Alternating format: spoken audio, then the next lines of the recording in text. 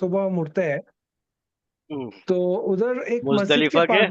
पास मुस्तलिफा में जिस रात सो के सुबह नेक्स्ट डे हम्म, 10वें दिन हम फजर के बाद, हम्म, और पूरा सूरज क्या बोलते हैं निकलने से सनराइज। पहले हम मिना निकल जाते हैं जी।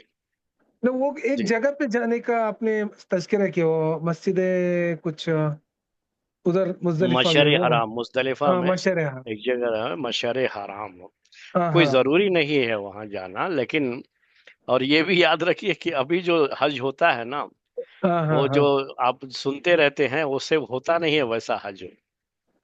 और जैसा अच्छा। बताया मुझे लोगों ने कि जो है वो सब रात ही को भाग लेते हैं वहां से, रात को ही मैना भाग के आ जाते हैं मुजदलिफा से। तो हालांकि वहां रात गुजारना होता है, सुबह में निकलना होता है, लेकिन कोई हाँ, उसका हाँ, हाँ, ख्याल नहीं करता। इसी तरह से ये जो बंधे हुए होते हैं ना मुख्तलिफ इसके साथ, हाँ, हाँ, चाहे सही। ये जो है ये ट्रैवल वाले हों, चाहे वो जो है हज कमेटी वाले हों, तो ये सब खुद भी जो है पहले ही लेके चले जाते हैं सबको। हर जगह वैसे ही करते हैं। हाँ, कहीं भी वक्त का ख्याल नहीं करते हैं कि इस जगह पर इस वक्त निकलना है, यहाँ से इस वक्त निकलना है। तो इनकी ये परेशानी तो रहती है, लेकिन बहरहाल तरीका उसका वही है। और हाँ, वहां सही। जाना कोई जरूरी नहीं, लेकिन ये है कि आप मीना चले जाएं। मीना जा करके रमी जमरात करना होता है, अहम काम होता है उस दिन। तो और भी दूसरे काम है, लेकिन उसमें अहम काम रमी जमरात है। कुर्बानी का हाँ, हाँ, ज्यादा मुश्किल होता था, लेकिन अब कुर्बानी हाथ से नहीं करनी है तो मसला नहीं रहता है। हाँ, सही। बकिया जो है आपको बाल कटवाना या मुड़वाना है, तो कोई भी हाँ, आपके साथ हो तो उसी को आप ब्लेड दे दीजिए कि हाँ। बाल साफ कर दो, तो मसला हल हो जाता है। आपस में एक दूसरे का बाल साफ कर लेते हैं इस तरह से। आशिक, और इसी के ताल्लुक उसी दिन जो तवाफ़े जियारा, तवाफ़े तवाफ़े इफादा भी जो इफादा। है उस दिन हाँ, कर लें तो अच्छा ही होता है। हाँ, लेकिन अगर मुश्किल है, नहीं हो पा रहा है, तो दूसरे दिन कर लें तवाफ़े इफादा, कोई मसला नहीं। लेकिन मैं इसलिए ये बात कह रहा हूं कि कभी होता है कि आप ट्रैफिक सोच करके दूसरे रास्ते पर जाते हैं, तो वहां हाँ। पे ट्रैफिक इससे भी ज्यादा हो जाती है। यानी सब लोग यही सोचने लगे दूसरे दिन कर लेंगे, आराम से करेंगे, तो ऐसा हो जाता है कि दूसरे दिन भीड़ ज्यादा हो जाती है फिर। लेकिन शेख, तो ये अगर जो मैं है तो देखें कि मत, हाँ, कि हाँ, जो मुनासिब लगे आपको हाँ, पहले दिन हाँ। मिल जाए तो सबसे अच्छी बात है ये। और नहीं भीड़ ज्यादा है तो आप दूसरे दिन भी कर सकते हैं। मिना से कभी भी आप मक्का जा सकते हैं। मगरिब से दिन का पहले ही जो करना है वक्त शेख। होता है, जो दिन का वक्त होता है, हाँ, हाँ, सर। उसमें किसी भी वक्त आप जा मक्का सकते। जा सकते हैं। अच्छा। और मक्का जा करके दिन भर रह सकते हैं। और दिन भर रह करके फिर वापस जो है मीना रात में आकर के रह सकते हैं। कोई मसला नहीं है इसमें। गर्मी का मौसम होगा और सख्त गर्मी होगी, इसीलिए ये बात आपसे बोल रहा हूं कि इसमें एक शक्ल है ये जो जायज शक्ल है। जो बाज लोगों ने तो गैर जो जायज शक्ल नहीं थी वो भी कर दिया था पिछले साल हज के लिए गए थे, तो कि आप सुबह में मिना से निकल जाएं, मक्का में जाएं। मक्के में जहां भी ठहरे हुए हैं, तो चूंकि मक्के में कमरे जो हैं वो एसी वाले हैं, तो वहां पर जो है आप एसी में आराम से दोपहर तक सो के जोहर की नमाज पढ़ें। और जोहर की नमाज पढ़ के मस्जिद हराम में मिना के लिए वापस हो जाए। क्योंकि इन दिनों में सिर्फ जो है कंकड़ियां मारनी होती हैं तीनों को, तीनों जमरात को। तो आप कंकड़ियां मारने के लिए, और जोहर के बाद इसका टाइम होता है असल में, तो वहां से जोहर के बाद आए कंकड़ियां मारे, तब तक जो है वो असर का टाइम भी होने लगेगा। तो कंकड़ियां जो है आप मारते हुए क्या करें, आप जो है फिर अपने खेमे में आकर के रात गुजार लें। तो जब आप दिन में अच्छा सोए हुए हो तो रात को थोड़ा जाग करके भी गुजार ले सकते हैं। कुछ काम करते हुए, अज़कार करते हुए, नमाजों में मशगूल होकर के भी इस तरह से गुजार लेंगे तो उतनी मुश्किल नहीं होगी।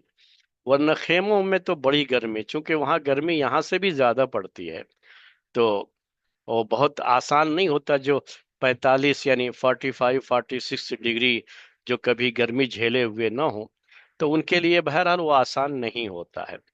और इस 30 डिग्री तक तो गर्मी पहुंचेगी वहां पर। तो थोड़ा बहुत तो जो है आदमी बर्दाश्त, नींद तो नहीं आएगी तो ऐसे भी रह लेगा, फिर सुबह में जाके सो जा सकता है मक्के के अंदर। जी बोलिए अब। शेख, ये जो तवाफ है, ये लेडीज के लिए अगर करना जरूरी है, अगर उनको मुमकिन नहीं है तो? लेडीज और इसमें जेंट्स का कोई मसला नहीं आता है। ये नहीं तवाफे शेख, अगर इफादा या उनका तवाफे जियारा ये हर एक के लिए जरूरी है।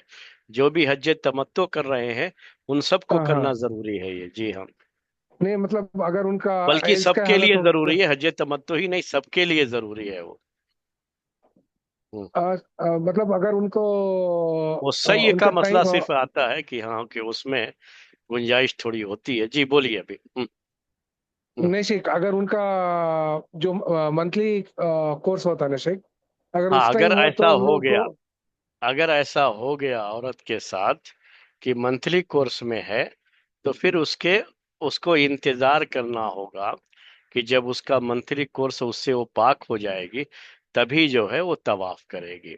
उसके पहले अब वो तवाफ करने की गुंजाइश उसके पास नहीं है, ये जो है लेकिन याद वो हज रखिए। के तो अय्याम के बाद भी कर सकते हैं, अगर वैसा हज रहा तो के कि। अय्याम के बाद भी कर सकती है। जब तक अच्छा वो अच्छा अच्छा। तवाफ नहीं कर लेगी तब तक वो हाँ हाँ, हज के अंदर ही रहेगी। मतलब क्या है चल, कि अभी वो हाँ हज हाँ ही में है, अभी उसका हज हाँ पूरा नहीं हुआ है।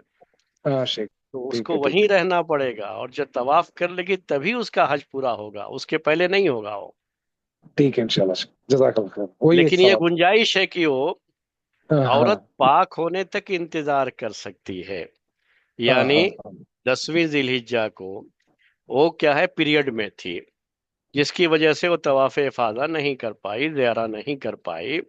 अब ये चूंकि रुकन है ना, फर्ज है ये, तो अब ये करना ही करना है उसे। इसीलिए उसको इंतजार करना पड़ेगा 6-7 दिन, जो भी उसकी मुद्दत है। तो उतने दिन मक्के में रहना होगा, और मक्के में रह करके जैसे ही वो पाक होती है तो गुस्ल करके जाके तवाफ कर लेगी। एहराम की पाबंदियां खत्म हो चुकी होती हैं, तो बड़ा मसला नहीं रहता है, इसमें परेशानी नहीं होती है इसमें वैसे। चूंकि एहराम की जो पाबंदियां थी, शौहर से मिलने का एक मसला उसको छोड़ दिया जाए तो बकिया पाबंदियां खत्म हो चुकी होती है इसमें। ठीक है। जजाकल्लाह खैर शेख, अभी हम्म। क्लियर हो।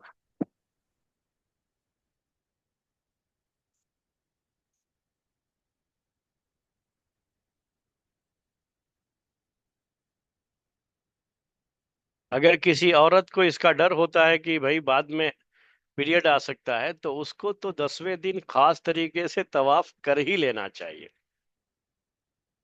ये भी, इसको भी नोट रखना चाहिए पॉइंट को, उसको फिर जो है डिले नहीं करना चाहिए।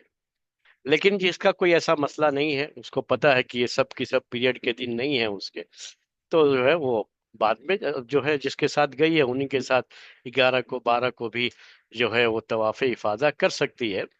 उसके बाद डिले करने के लिए इसलिए हम नहीं कहते कि फिर वो तवाफ़े वदा वाला मसला शुरू हो जाता है ना लोगों का, तो फिर वो जो है तवाफ कर में भी फिर दोबारा भीड़ शुरू हो जाती है। तो इसलिए बेहतर होता है कि इन्हीं दिनों में वो तवाफ कर ले। लेकिन औरत अगर है और उसको हैज आ गया है, उसी पीरियड में है, तो फिर तो वो तवाफ कर ही नहीं सकती, और उसको इंतजार ही करना है। इंतजार करने के बाद जैसे ही पाक होगी, गुस्ल करने के बाद जाके तवाफ कर लेगी। जी, कोई और सवाल हो तो आप सवाल कर ले सकते हैं, उसके बाद इंशाअल्लाह हम अपने आप भी क्लास लेंगे। शेख, अगर रिटर्न फ्लाइट हो जल्दी तो उस वक्त क्या करेंगे? जी मत हाँ, कभी भी इसीलिए इसकी गुंजाइश रखी जाती है कि जितने भी लोग जाते हैं हज करने के लिए, तो रिटर्न फ्लाइट में इतना टाइम रखा जाता है कि वो उससे पहले ही जो है तवाफ से फारिग हो जाएगी यकीनी तौर पर। तो बिल्कुल जो है ये जो खुद से जाते हैं हज करने, उनका मामला सिर्फ रहता है। और वही कहाँ के होते हैं, ये सऊदी से जो आते हैं, या वो जो करीब पास के लोग होते हैं वही होते हैं जो खुद से आते हैं हज का वो लेकर के, परमिशन लेकर के। तो उनके साथ ये जो बाहर से फ्लाइटें आती है ना दूसरे मुल्कों की, जो फ्लाइटों से आते हैं, तो हर एक के अंदर चाहे वो हज कमेटी के साथ आ रहे हों या किसी जो है इसके साथ यानी टूर ऑपरेटर के साथ आ रहे हों, उसमें ये गुंजाइश बहरहाल रखी जाती है कि हज के बाद भी इतना मौका रहे कि वो अगर ऐसा कुछ मामला हो तो वो रुक करके तवाफ करके ही आ सके। ये गुंजाइश रखी जाती है उसमें। अस्सलाम वालेकुम रहमतुल्लाह शेख। वालेकुम अस्सलाम व रहमतुल्लाह।